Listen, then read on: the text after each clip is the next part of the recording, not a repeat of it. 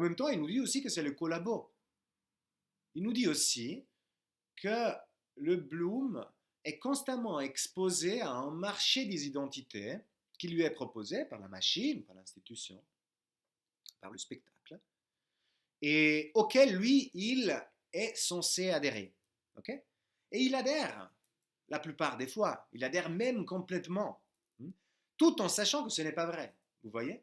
Alors ces deux, disons, réponses au désenchantement et au coup de théâtre peuvent être définies comme une réponse fétichiste et une réponse symptomatique.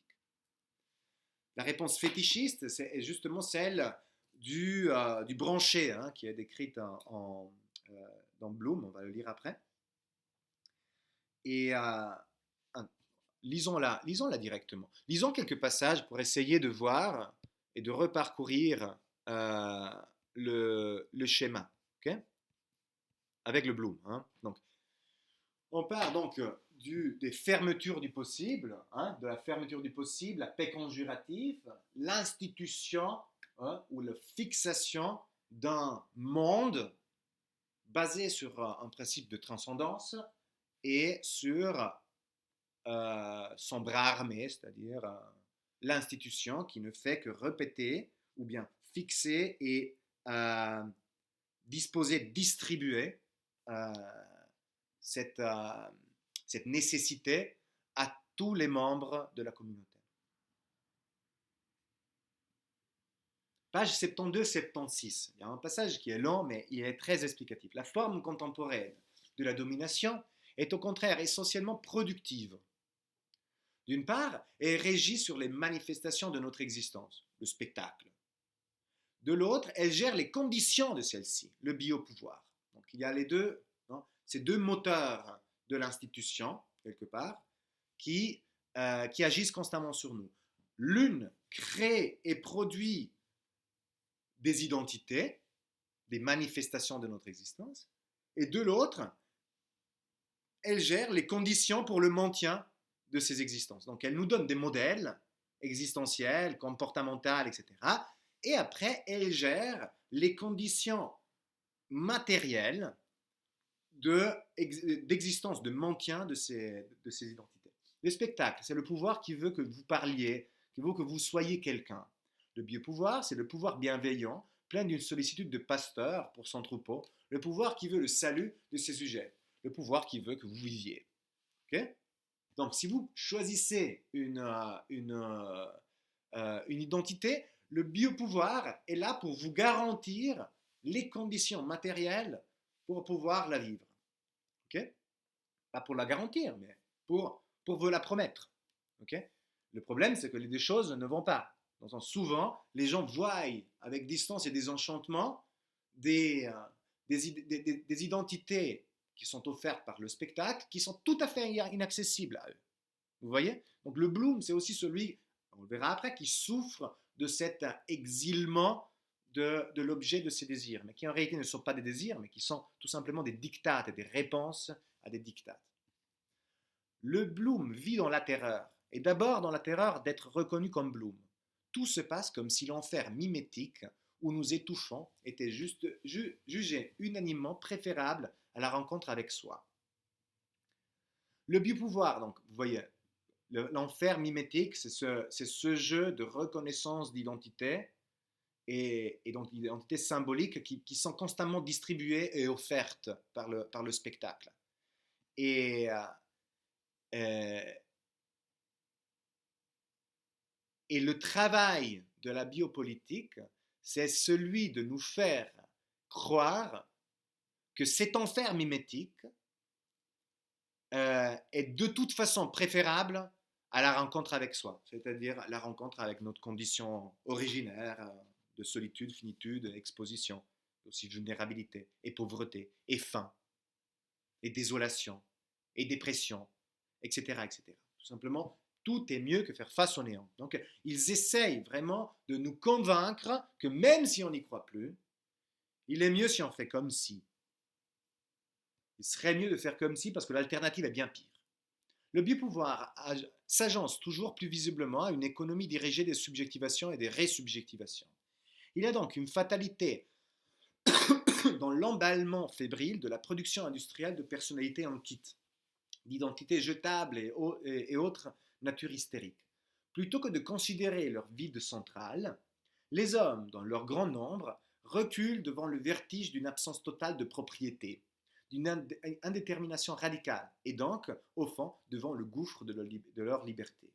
Ils préfèrent encore s'engloutir dans la mauvaise substantialité, s'engloutir donc dans le fétiche d'une identité, vers laquelle, il est vrai, tout le pousse, dans le sens, toute la machine essaye de lui proposer ce scénario comme le seul scénario possible, nécessité encore une fois. Il faut alors s'attendre à ce qu'il se découvre, au détour d'une dépression inégalement larvée, telle ou telle racine enterrée, telle ou telle appartenance spontanée, telle ou telle incombustible qualité. Français, exclus, femmes, artistes, homosexuels, bretons, citoyens, pompiers, musulmans, bouddhistes ou chômeurs, tout est bon qui permet de beugler sur un monde ou sur un autre. Les yeux papillotants sur l'infini, le miraculeux « je suis ». Donc, vous voyez que même, il y a même des identités qu'on a aujourd'hui la tendance à associer au militantisme, à la lutte, etc., mais qui sont ici associées ou englobées dans celle qui est une constante renouvellement, donc un constant renouvellement de l'offre d'identité et de substantialité. Vous voyez? Si moi je n'y crois pas, tu ne crois pas à ça parce que tu as perdu ton travail, bon ok, peut-être tu crois à ça, peut-être tu peux découvrir que au fond de toi, authentiquement, tu es cela. Vous voyez? Donc il faut faire gaffe aussi à cette identification. Donc ils nous disent qu'il faut faire gaffe à cette identification parce que c'est souvent une réponse fétichiste à, à la peur du vide. Et comme toute vie organique fait défaut à ces formes prémâchées, elle ne tarde jamais à rentrer sagement dans le système général d'échange et d'équivalence marchand qui les reflète et les pilote. Donc, vous voyez? Donc, on vous propose des choses, ou bien il y en a qui surgissent spontanément, et la biopolitique, tout comme le spectacle, sont là pour s'en emparer et les reformuler du point de vue de l'offre marchande et spectacularisée de ce grand théâtre que tout le monde sait déjà que c'est un théâtre, mais qu'on n'arrive pas à quitter.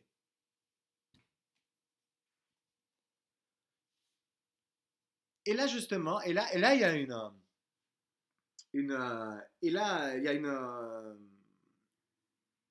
une phrase de Tikkun qui, quelque part, ouvre à cette possibilité sans vraiment la nommer, etc. Ils la nommeront jamais jusqu'à la fin du livre. Et quand ils la nommeront, en parlant de Tikkun, des potentialités, etc., donc des potentialités de faire péter la machine quelque part, de la saboter, mais quand vraiment ils se mettent à dire positivement comment, le discours commence à s'effreler, les phrases très précises, développées, argumentées, commencent à s'effriter et à se fragmenter dans des formes presque quasi poétiques, ce qui est peut-être une nécessité.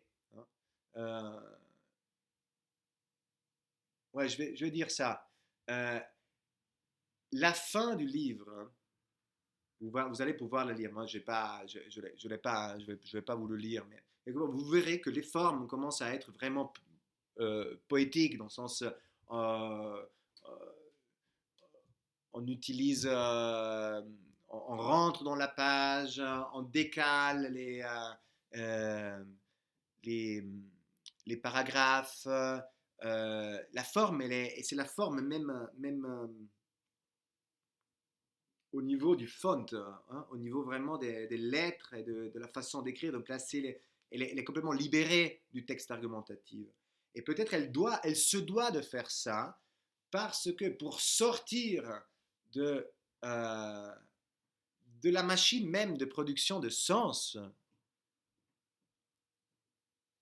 qui risque de ne pouvoir pas dépasser le stade de critique, la pars destruens, pour proposer vraiment une pars construens, une véritable invitation à cette...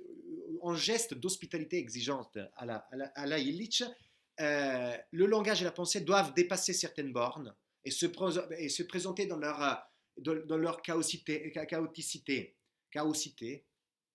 dans leur forme chaotique.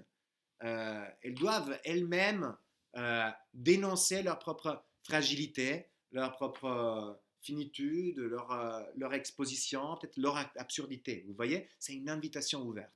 Mais bon, donc ça c'est pour quelque part vous dire qu'il y a dans la forme, déjà en tikkun, la conscience que le discours politique ne peut pas aller au-delà de quelque chose et que peut-être l'expérimentation, disons, artistique, okay, mais je dirais plus artistique dans le sens de technique alternative d'agencement du sens ou de transmission du sens, hein, c'est-à-dire pas du sens sensé, mais du sens sensible, et peut-être la forme sous laquelle une pensée tellement négative et nihiliste peut à nouveau se faire positive, se rendre la manifestation d'une invitation qui ouvre à une possibilité concrète, quoi, sans devoir forcément la nommer. Donc, là c'est la première fois dans ce texte où ils disent que dans le Bloom et dans cette attitude quelque part fétichisante, hyper fétichisante, que beaucoup de Bloom ont face à leur propre désenchantement, et à la façon que les institutions ont de gérer la masse de désenchantés qui commence à proliférer, il y a peut-être un espoir. Mais une ruse cruelle, voilà, une ruse cruelle, veut que cela se fasse. Cela, c'est comme toute vie organique, je reprends depuis le paragraphe d'avant, et comme toute vie organique fait défaut à ses formes prémâchées, elle ne se tarde jamais à rentrer sagement dans le système général d'échange et d'équivalence marchand qui le reflète et les pilote. Mais une ruse cruelle veut que cela ne fasse finalement qu'accélérer encore le processus d'effritement des formes d'existence substantielle. Ce qui devrait masquer, en défaut d'individualité, non seulement il échoue, mais vient accroître la labilité de ce qui pouvait en subsister. Vous voyez? C'est-à-dire, le plus j'essaie de te donner des identités alternatives que tu peux constamment substituer à, à, à ton état désenchanté, voilà, en fait ne fait qu'accélérer le processus de ou la conscience de l'interchangeabilité entre ces identités. Vous voyez? Si toi tu continues à agencer en toi des identités dont tu sais qui ne t'appartiennent pas, hein, tu seras de plus en plus dans la position détachée d'en percevoir l'impropriété. Elles ne sont pas à toi, elles ne t'appartiennent pas, c'est fait partie du spectacle. Vous voyez? Et donc du coup, tu peux jouer le jeu, mais tu sais que tu es en train de jouer le jeu. Vous voyez? Ou bien tu peux... Oui, souvent c'est ça. Tu les acceptes, tu joues le jeu, et c'est un peu comme une sorte de drogue pour te maintenir en vie, hein, pour ne pas faire face au vide. Tu joues à faire cela et cela en changeant à chaque fois parce que tout d'un coup et de plus en plus vite, ces identités deviennent distantes.